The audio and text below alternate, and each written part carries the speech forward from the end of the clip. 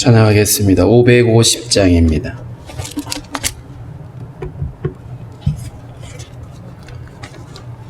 찬송 550장.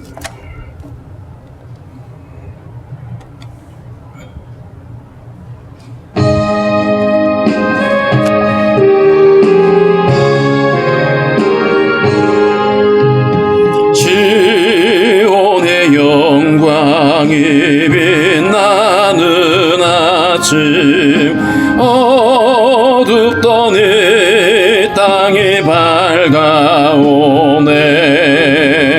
슬픔과 애통이 기쁨이 되니 시온의 영광이 비춰오네. 시온의 영광이 빛나는 아침, 매였던 종들이 돌아오네. 오래전 선지자 꿈꾸던 복을 만민이 다 같이 누리겠네. 보아라, 광야에 하초가 피고 말랐던 시냇물을 넣어오네. 이 산과 저 산이 마주쳐 울려 주의 순종을 찬송하네. 땅들아 바다야 많은 섬들아 찬양을 주님께 드리어라. 싸움과 죄악이 가득한 땅에 찬송이 하늘에 사무치네. 아멘. 기도하겠습니다. 하나님 아버지, 감사합니다. 어두운 밤을 새 아침이 밝히는 것처럼 하나님의 죄악이 가득한 땅에 예수 그리스도의 그 놀라운 은혜의 복음이 우리를 하나님 빛 가운데로 인도하시니 감사합니다. 오늘도 우리에게 새 아침을 허락해 주신 주님, 오늘 한 날도 온전히 주님과 동행할 수 있도록 우리의 걸음을 주장하여 주옵소서. 여전히 어둠과 사망 권세에 매여 있는 이 땅 가운데 하나님 예수 그리스도로 말미암는 소망의 이유들을 저들이 발견할 수 있도록 주님 도우시기를 원하고 기도합니다. 하루속히 아버지 코로나 상황들이 하나님 아버지 잠잠해질 수 있게 도와주시고 사람들이 마음껏 활동하며 또 성도들이 마음껏 예배할 수 있도록 하나님 도와주시기를 원합니다. 아버지 하나님, 성도들의 모든 간구와 기도를 아시는 하나님, 주의 선하심으로 응답해 주시고 성도들의 가정과 기업 가운데 도우시는 하나님의 은혜 손길로 함께 하셔서 때를 따라 하나님 아버지 형통케 하시기를 원하고 기도합니다.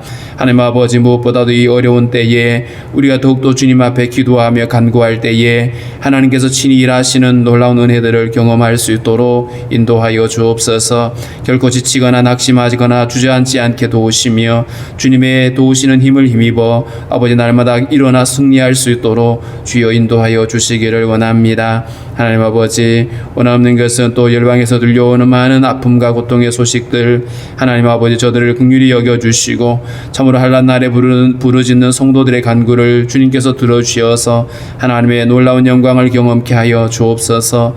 오늘도 하나님 아버지, 나라에 부름받은 형제들 더운 날씨에 어려움이 없도록 지켜주시고 아버지 맡은 사명 잘 감당할 수 있도록 주께서 인도하여 주옵소서. 주님, 오늘도 주신 말씀을 통하여 아버지 열심을 보게 하시며 마땅히 우리가 함께 순종해야 될 것들을 발견할 수 있도록 주께서 깨닫게 하여 주시기를 원합니다. 감사하며 예수님의 이름으로 기도하옵나이다. 아멘. 450장 찬양합니다. 450장입니다.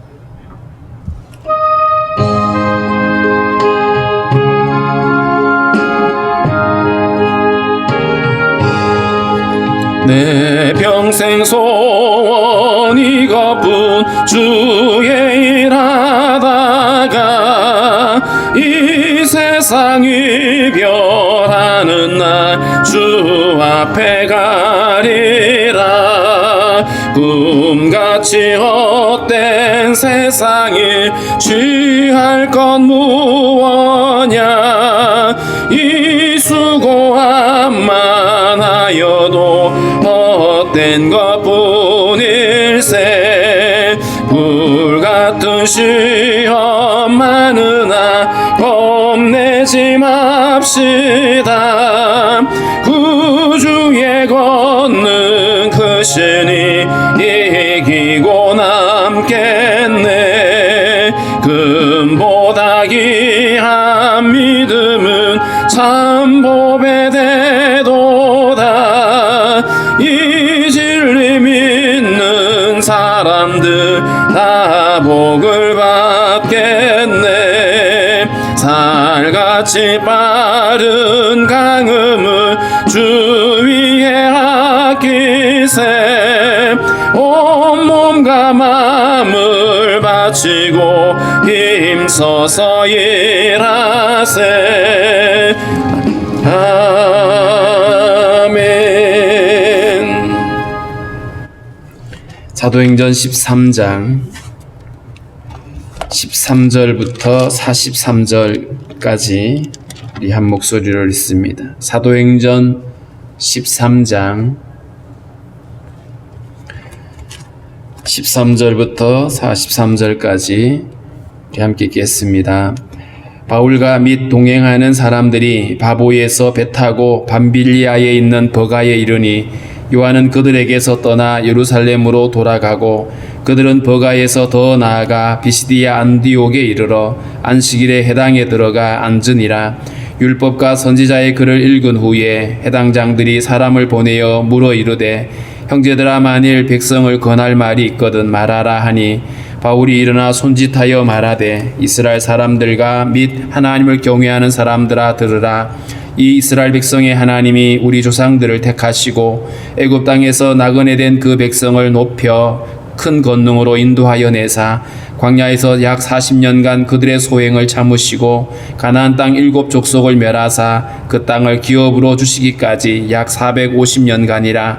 그 후에 선지자 사무엘 때까지 사사를 주셨더니 그 후에 그들이 왕을 구하거늘 하나님이 베냐민 지파 사람 기스의 아들 사울을 40년간 주셨다가 패하시고 다윗을 왕으로 세우시고 증언하여 이르시되 내가 이새의 아들 다윗을 만나니 내 마음에 맞는 사람이라 내 뜻을 다 이루리라 하시더니 하나님이 약속대로 이 사람의 후손에서 이스라엘을 위하여 구주를 세우셨으니 곧 예수라. 그가 오시기에 앞서 요한이 먼저 회개의 세례를 이스라엘 모든 백성에게 전파하니라. 요한이 그 달려갈 길을 마칠 때에 말하되 너희가 나를 누구로 생각하느냐. 나는 그리스도가 아니라 내 뒤에 오시는 이가 있으니 나는 그 발에 신발끈을 풀기도 감당하지 못하리라 하였으니 형제들아, 아브라함의 후손과 너희 중 하나님을 경외하는 사람들아, 이 구원의 말씀을 우리에게 보내셨거늘 예루살렘에 사는 자들과 그들 관리들이 예수와 및 안식일마다 외우는 바 선지자들의 말을 알지 못하므로 예수를 정죄하여 선지자들의 말을 응하게 하였도다. 죽일 죄를 하나도 찾지 못하였으나 빌라도에게 죽여달라 하였으니 성경의 글을 가리켜 기록한 말씀을 다 응하게 한 것이라. 후에 나무에서 내려다가 무덤에 두었으나 하나님이 죽은 자 가운데서 그를 살리신지라. 갈릴리로부터 예루살렘에 함께 올라간 사람들에게 여러 날 보이셨으니 그들이 이제 백성 앞에서 그의 증인이라. 우리도 그 조상들에게 주신 약속을 너희에게 전파하노니 곧 하나님이 예수를 일으키사 우리 자녀들에게 이 약속을 이루게 하셨다 함이라. 시편 둘째 편에 기록한 바와 같이 너는 내 아들이라 오늘 너를 낳았다 하셨고 또 하나님께서 죽은 자 가운데서 그를 일으키사 다시 썩음을 당하지 않게 하실 것을 가르쳐 이르시되 내가 다윗의 거룩하고 미쁜 은사를 너희에게 주리라 하셨으며 또 다른 시편에 일렀으되 주의 거룩한 자로 썩음을 당하지 않게 하시리라 하셨느니라. 다윗은 당시에 하나님의 뜻을 따라 섬기다가 잠들어 그 조상들과 함께 묻혀 썩음을 당하였으되 하나님께서 살리신 이는 썩음을 당하지 아니하였나니 그러므로 형제들아 너희가 알 것은 이 사람을 힘입어 제 사함을 너희에게 전하는 이것이며 또 모세의 율법으로 너희가 의롭다 하심을 얻지 못하던 모든 일에도 이 사람을 힘입어 믿는 자마다 의롭다 하심을 얻는 이것이라. 그런즉 너희는 선지자들을 통하여 말씀하신 것이 너희에게 미칠까 삼가라. 일러스되 보라 멸시하는 사람들아 너희는 놀라고 멸망하라. 내가 너희 때를 당하여 한 일을 행할 것이니 사람이 너희에게 일러줄지라도 도무지 믿지 못할 일이라 하였느니라 하니라. 그들이 나갈새 사람들이 청하되 다음 안식일에도 이 말씀을 하라 하더라. 해당의 모임이 끝난 후에 유대인과 유대교에 입교한 경건한 사람들이 많이 바울과 바나바를 따르니 두 사도가 더불어 말하고 항상 하나님의 은혜 가운데 있으라 권하니라. 아멘. 이 바울과 바나바가 안디옥을 떠나서 구브로 섬으로 갔었죠. 어제 보았던 지도에 보면 그 구브로 섬에서 북쪽에 있는 밤빌리아 지역이 있고요. 북쪽 그 1차 여행에 보면 버가라고 하는 곳이 보입니다. 그 왼쪽 부분에 버가라고 하는 곳이 있는데 그쪽으로 먼저 가서 이제 복음을 전하게 되는데 여기 가서 요한이 중간에 집으로 돌아갑니다. 왜 돌아갔는지 성경은 말하고 있지 않습니다만은 사람들마다 여러 이야기들을 하는데 분명한 것은 따라 나섰는데 자기가 기대했던 것이 아니었죠. 어떤 사람들은 거기에 아주 높은 산맥을 건너가야 되는데 너무 힘들어서 돌아갔을 것이다. 또 어떤 사람들은 그 선교 사역에 이제 주도적으로 바울이 그 사역을 주도하는데 그것이 못마땅했을 것이다. 뭐 여러 가지 의견을 제시합니다만은 아무튼 이 같이 갔던 동행을 했던 사람이 돌아가는 것은 사실은 다른 사람들에게 맥 빠지게 하는 일은 틀림이 없었습니다. 요한이 돌아갔고요. 그 다음에 14절에 보면 그들은 버가에서 더 나아가 약간 북쪽으로 올라가 보면 비시디아 안디옥이라는 곳이 있습니다. 비시디아라고 하는 지역의 이름이고요. 안디옥은 그 도시 이름이죠. 그 안디옥 교회가 세워진 것은 수리아였고요. 그러니까 수리아 지역의 수리아 안디옥인데 지금 이 바울과 바나바가 지금 선교하러 간 곳은 비시디아에 있는 안디옥이라는 곳입니다. 이곳에 가서 안식일에 회당에 들어가 앉으니라. 회당은 유대인들이 가는 곳곳마다 그곳에 자기들이 회당을 만들어 놓고 안식일마다 거기에 모여서 기도하고 율법을 낭독하고 또 교제하는 이런 장소입니다. 그래서 안식일에 회당에 가면 언제든지 사람을 만날 수 있죠. 그래서 오늘 이 바울과 바나바가 안식일에 비시디아 안디옥에 있는 회당을 찾아가게 되죠. 거기 가서 이제 앉아 있는데 그 회당에 가면 회당의 장이 있습니다. 회당장이라고 하는데 그 회당장이 율법을 낭독하기도 하고 또 누군가를 지목해서 그 사람에게 말씀을 전하게 하기도 하죠. 자, 그런데 오늘 이 바나바와 바울이 거기 가서 앉아 있는데 회당장이 갑자기 이 사람들에게 이 바울과 바나바를 향해서 사람을 보내면서 묻습니다. 형제들아, 만일 백성을 권할 말이 있거든 말하라. 다시 말하면 설교할 기회를 준 거죠. 사실 갑자기 설교를 시키면 굉장히 부담스러운 거 맞습니다. 그런데 지금 바울과 바나바는 그들에게 지금 말할 말들을 이미 준비하고 온 사람들이죠. 복음을 전하기 위해서 준비하고 온 사람들이기 때문에 기회가 주어졌을 때 이들은 지체하지 않고 이제 그들에게 자기들이 나눌 복음을 설명할 수가 있었던 것이죠. 그래서 바울이 일어나서 바울이 주도적으로 이 사역을 이제 진행해 가고 있는데 바울이 일어나 손짓하여 말하되 바울이 친근한 모습으로 거기 앉아있는 사람들을 향해 손을 향하고 그렇게 말합니다. 이스라엘 사람들과 및 하나님을 경외하는 사람들아. 여기에는 비록 이방인 지역에서 태어났지만 혈통적으로 이스라엘 백성들이 있습니다. 유대인들이 있죠. 그러니까 그들을 향해서 이스라엘 사람들이라고 표현했고, 그리고 하나님을 경외하는 사람들은 그들뿐만 아니라 이방인들이지만 이방인들이 회당에 참여해서 말씀을 듣기도 했거든요. 고넬료가 그런 경우였거든. 그래서 하나님을 경외하는 사람들은 유대인들뿐만 아니라 이방인들을 포함하는 이야기입니다.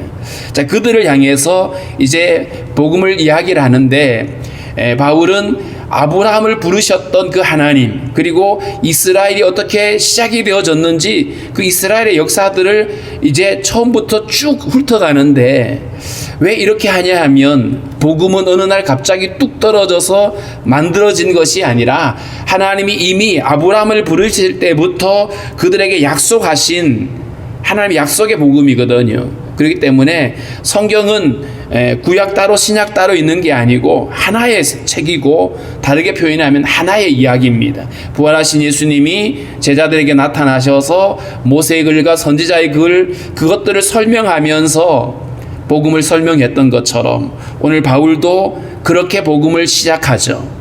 이 이스라엘 백성의 하나님이 우리 조상들을 택하시고 애굽 땅에서 나그네된 그 백성을 높여 큰 권능으로 인도하여 내사, 출애굽을 이야기하고 있죠. 하나님이 먼저 아브라함을 택하시고 우리 민족을 택하셨다. 그리고 우리를 택하시고 주님이 그 가운데 어떤 일을 행하셨는지 애굽에서 우리를 큰 권능으로 인도해 내셨다라는 거죠. 여기서 큰 권능이라고 하는 것은 주님의 강한 팔로 그들을 구원하셨다는 뜻이고요.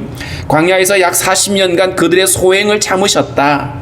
그들을 인도하시고 먹이고 다스렸지만 소행을 참았다라고 하는 말을 보면 자격 없는 자들이죠. 불순종하고 반역하고 하는 그들을 참아주시고, 그러면서 가나안 7 족속을 멸하셔서, 그리고 그 땅을 기업으로 주시기까지 약 450년이 걸렸다.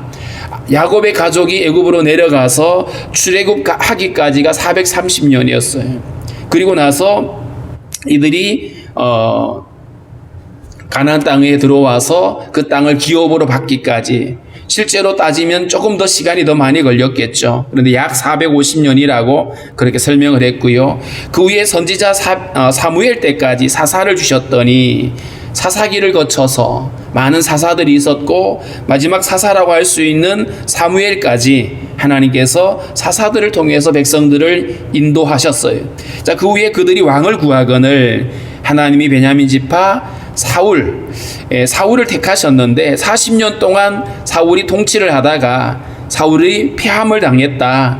그리고 다윗을 왕으로 세우셨는데 그 다윗이 하나님 보시기에 내 마음에 맞는 사람이다. 그러면서 하신 말씀이 뭐냐면 내 뜻을 다 이루리라 하시더니, 다윗을 택하시고 다윗의 후손을 통해서 하나님의 뜻을 이루겠다고 하셨는데, 하나님의 뜻이 뭐냐 하면 바로 아브라함에게 약속하셨던 그 약속이거든요. 그래서 하나님이 다윗의 후손을 통해서 이루실 것을 말씀하셨는데, 바로 23절에 있는 것처럼 하나님이 약속하신 대로 이 사람의 후손에서 이스라엘을 위하여 구주를 세우셨으니 곧 예수라.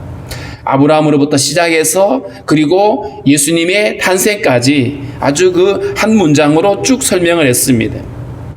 예수님이 나셨다. 자, 그런데 그가 오시기에 앞서 요한이 먼저 회개 세례를 이스라엘 모든 백성에게 전파했다. 이 요한은 예수님의 길을 예비하는 자였죠. 그리고 요한이 이렇게 말했습니다. 그 달려갈 길을 마칠 때에 말하되 너희가 나를 누구로 생각하느냐? 나는 그리스도가 아니다. 하나님이 오래전부터 약속하셨던 그 그리스도가 요한이 아니라 내가 아니고 내 뒤에 오신 바로 그분이라고 그러면서 예수를 지목했었죠. 그러면서 이제 나는 그분의 신발끈을 풀기에도 감당할 수 없을 만큼 작은 자다. 비교할 수 없는, 왜냐하면 요한은 사람의 아들이었고 예수님은 바로 하나님의 아들로 오셨기 때문입니다. 자, 그러면서 26절에 형제들아, 아브라함의 후손과 너희 중 하나님을 경외하는 사람들아, 이 구원의 말씀을 우리에게 보내셨으니, 여기서 이 구원의 말씀, 바로 예수 그리스도를 지칭하고 예수 그리스도로 말미암는 복음을 말하고 있죠. 이 구원의 복음을 우리에게 주셨다. 자, 그런데 예루살렘에 사는 자들과 그들 관리들이 대제사장과 바리새인과 장로들이죠. 이들이 예수와 및 안식일마다 외우는 선지자의 말을 알지 못하므로 이들은 안식일마다 회당에 모여가지고 선지자들의 이야기를 말씀을 늘 암송하고 배우고 공부했지만 정작 그 안에 담겨져 있는 하나님의 약속을 알지 못해서 그래서 예수님을 정죄하는데 예수를 정죄하고 십자가에 못 박아 죽이죠. 그런데 이 말이 선지자들의 말을 응하게 하였다. 그러니까 선지자들이 예고한 대로 예수님을 십자가에 넘겨준 거죠. 자, 그리고 나서 죽일 죄를 하나도 찾지 못하였으나 빌라도에게 죽여달라 하였으니 분명히 자기들이 신문에 봤는데 죄가 없어요. 그런데 어쨌든 이들은 예수를 죽일 목적을 가지고 빌라도에게 가서 억지를 부리게 되고 결국에는 성경이 그를 가르쳐 기록한 대로 나무에 매달아서 죽였다는 거죠. 성경이 예언한 대로 선지자들이 예언한 말씀들이 성취가 되어졌다. 다시 말하면 예수 그리스도는 바로 구약이 약속하고 선지자들이 예언했던 바로 그 예언의 성취라고 지금 설명을 하고 있습니다. 그리고 그분이 죽고 나무에서 내렸다가 다시 말하면 십자가에서 이제 내려서 장례를 치러졌는데 무덤에 두었는데 하나님이 죽은 자 가운데서 그를 살리신지라. 예수님의 부활을 얘기합니다. 복음을 전할 때 빼놓을 수 없는 것이 바로 예수 그리스도의 십자가와 부활입니다. 어느 것 하나 빼면 안 되는 완전한 복음이 바로 십자가와 부활의 복음이고요. 그 십자가와 부활의 복음 이전에 그 예수는 구약의 모든 선지자들이 예언했던 바로 그 메시아임을 이야기를 하고 있습니다. 자, 그리고 31절에는 갈릴리로부터 예루살렘에 함께 올라간 사람들에게 여러 날 보이셨으니 우리 1장에서 보았던 것처럼 40일 동안 세상에 계시면서 확실하고 많은 증거로 사람들에게 당신의 부활을 증명하셨죠. 자, 그리고 나서 그들이 이제 백성들 앞에서 그의 증인이다. 부활을 목격했던 제자들이 부활의 증인으로 이제 나타나게 된 것을 이야기를 했습니다. 자, 그리고 32절에 우리도 조상들에게 주신 약속을 너희에게 전파하노니 바로 예수 그리스도가 조상들에게 약속하셨던 그 약속이고요. 바로 하나님이 약속하신 구원, 십자가와 부활을 통해서 이루어진 그 소식을 우리가 너희들에게 지금 전하고 있다. 해당장이 형제들에게 할 말이 있으면 해라, 권할 말이 있으면 권하라고 말했는데 바로 우리가 전하고 싶은 것이 바로 이 복음이다라고 이야기를 하고 있습니다. 곧 하나님이 예수를 일으키사 우리 자녀들에게 이 약속을 이루게 하셨다 함이라. 하나님이 이루신 이 약속, 메시아를 통해서 우리에게 주신 이 놀라운 구원의 복음을 이제 이들에게 전파를 하고 있는데 시편 둘째 편에 시편 2편이죠. 너는 내 아들이라 오늘 너를 낳았다 하셨고 예수님을 지칭하는 표현이죠. 하나님께서 너는 내 아들이다. 내가 너를 낳았다라고 표현하셨고 그리고 그 예수 그리스도를 통해서 열방이 그를 대적하지만 그런데 예수님께서 그 일을 통해서 복음을 완성하시는 얘기를 하고 있습니다. 34절입니다. 또 하나님께서 죽은 자 가운데서 그를 일으키사 다시 썩음을 당하지 않게 하실 것을 가르쳐 이르시되 죽은 자 가운데서 다시 일으켜서 썩지 않고 다시 부활하실 것에 대하여 예언을 하셨는데 그 예언하신 것이 바로 내가 다윗의 거룩하고 미쁜 은사를 너에게 주리라 하셨으며 또 다른 시편에 일렀으되 주의 거룩한 자로 썩음을 당하지 않게 하시리라 하셨느니라. 여기서 내가 다윗의 거룩하고 미쁜 은사를 너희에게 주리라 라고 말했는데 바로 이 말씀은 다윗의 후손으로 오시는 예수 그리스도이죠. 메시아의 부활을 또 이야기를 했습니다. 썩지 않을 것이다. 자, 그런데 다윗이 썩지 않을 것에 대한 주의 거룩한 자로 썩음을 당하지 않게 하리라고 하는 이 말씀을 시편 16편에서 말했는데 이 말씀이 다윗 자신에 대한 얘기가 아니라는 겁니다. 왜냐하면 다윗은 당시에 하나님의 뜻을 따라 섬기다가 잠들어서 죽어서 조상들과 함께 묻혀 썩음을 당했다. 다윗의 무덤은 베드로가 그렇게 말했던 것처럼 베드로의 무덤은 지금 우리와 함께 있다라고 말했죠. 그래서 다윗은 같이 장례 치러졌고 무덤이 있다. 그런데 하나님께서 살리신 이는 썩음을 당하지 않았다. 예수께서는 죽지 않으시고 그 무덤은 비어 있고 주님은 승천하셨음을 지금 그들에게 설명을 하고 있습니다. 이처럼 복음을 이야기하면서 그 복음은 바로 하나님의 아브라함의 약속으로부터 시작해가지고 지금까지 하나님이 어떻게 그 일을 신실하게 이루셨는지를 이야기하고 거기에 바로 예수 그리스도의 십자가와 부활이 거기에 핵심적으로 들어가 있습니다. 그리고 38절에는 그 예수 그리스도의 십자가와 그 부활의 복음에 대한 결과입니다. 그래서 어떻게 하라고 이런 질문이 나오겠죠.